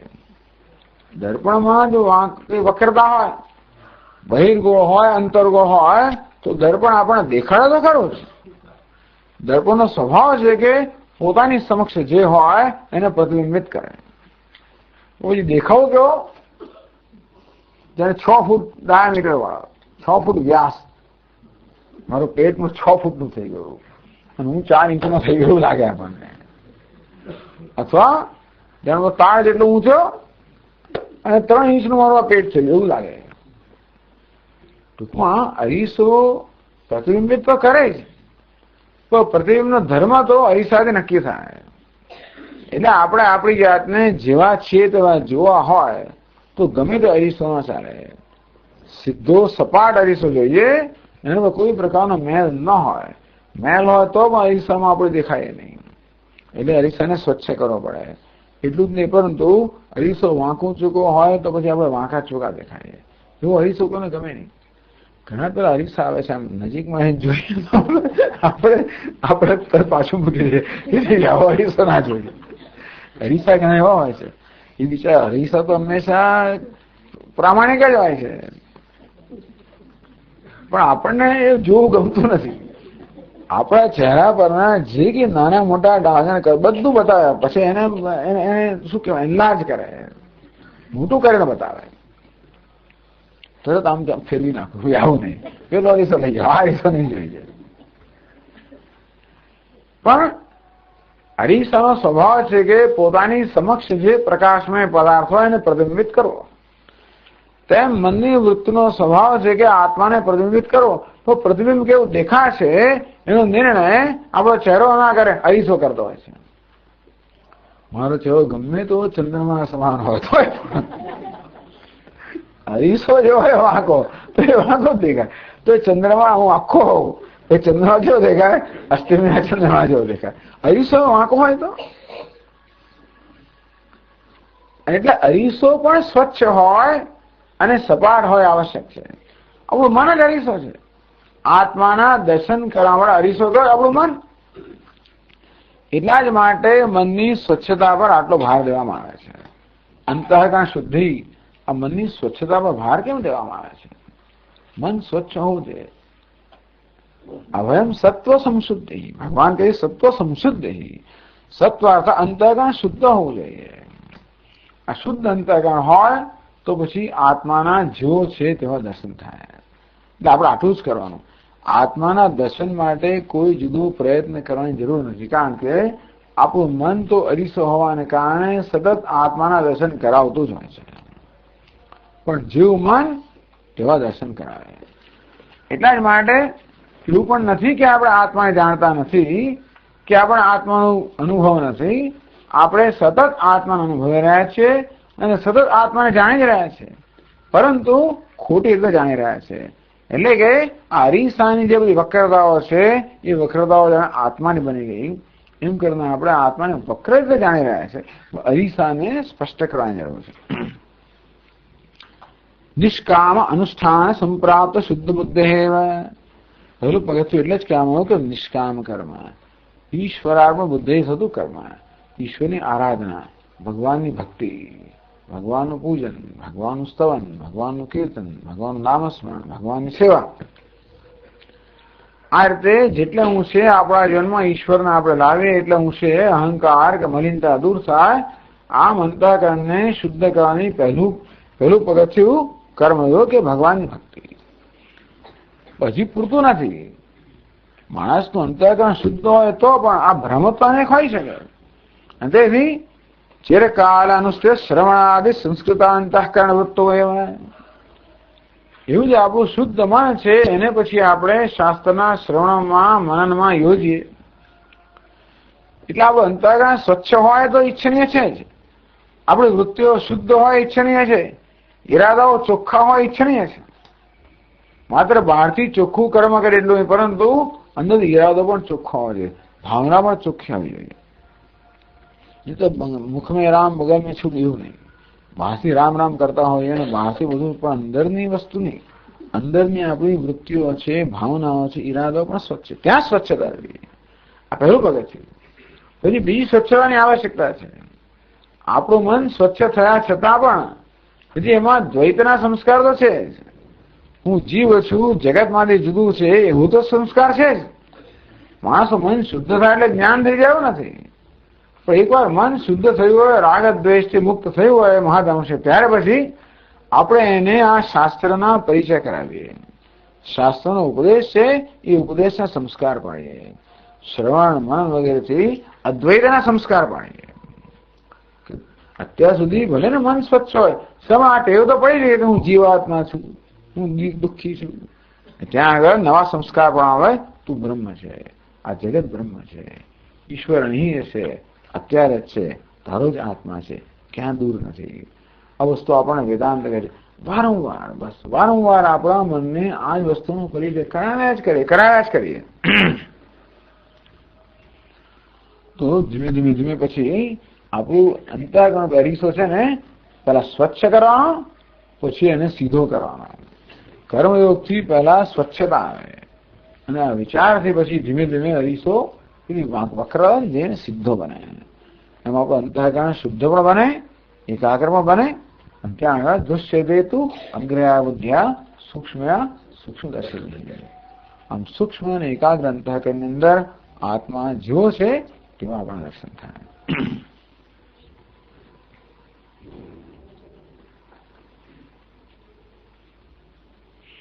અથવા બીજી રીતે પણ એમ પણ કહી શકાય. એટલે એક બાજુ શાસ્ત્રમાં કહે છે કે મનસેવેદમાપ્તવ્યમ દેહ નાનાસ્તિ કિંચન.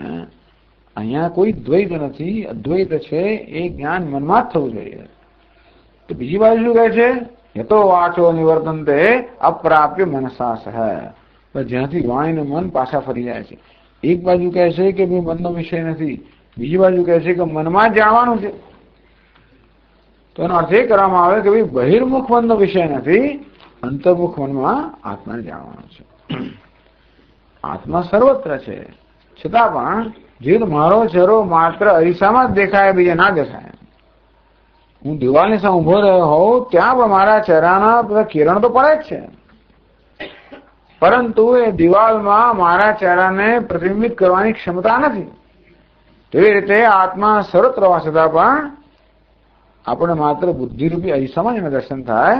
અને એટલા જ માટે આ બુદ્ધિમાં દર્શન યો વેદ નિહિતમ ગુહાયામ, બુદ્ધિરૂપી ગુહામાં જેના દર્શન કરે છે. એ બુદ્ધિ કેવી હોવી જોઈએ? સ્વચ્છ પણ હોવી જોઈએ અને વક્રતાથી રહિત સપાટ પણ હોવી જોઈએ.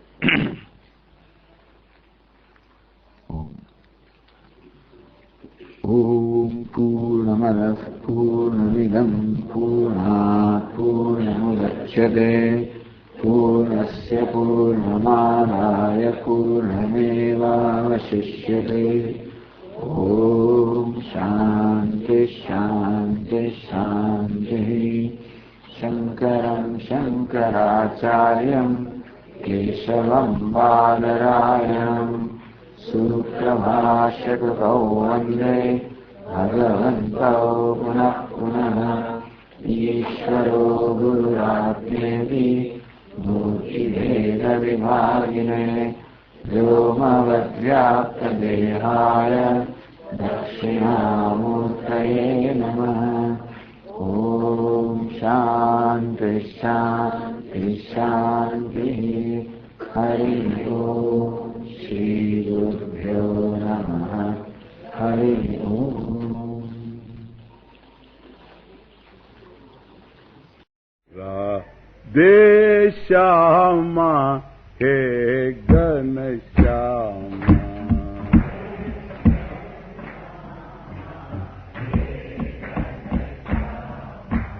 राधे श्यामा हे घनश्यामा, राधे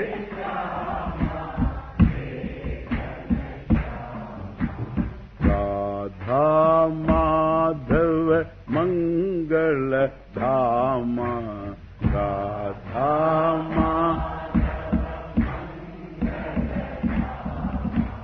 राधे श्यामा हे घनश्यामा,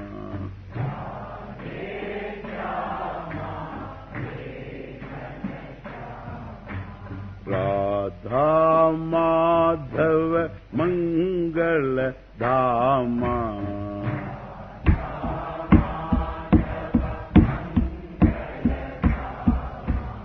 जय जय जय हे मेघ श्यामा,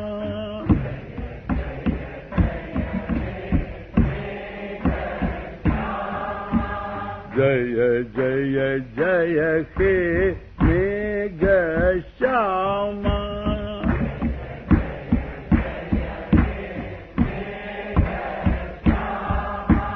जय जय जय हे मेघ श्यामा,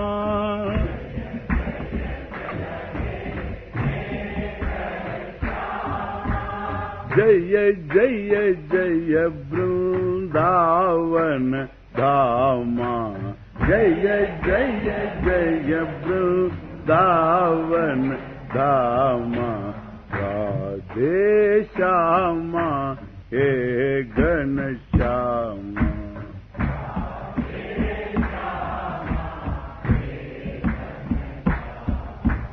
राधा माधव मंगल धाम,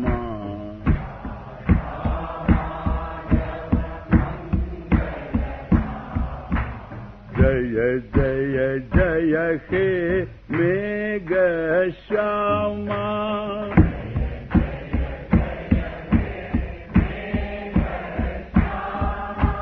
जय जय जय हे मेघ श्यामा,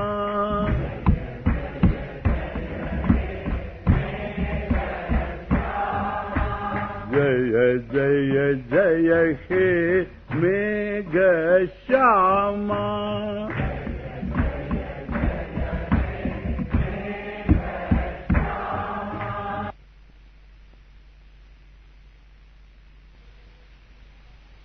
श्यामा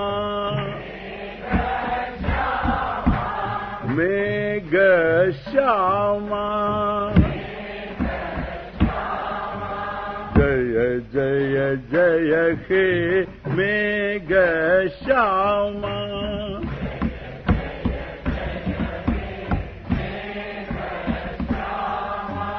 मेघ श्यामा, मेघ श्यामा, मेघ श्यामा, मेघ श्यामा, मेघ श्यामा, श्यामा मेघ श्यामा, जय जय जय हे मेघ श्यामा, जय जय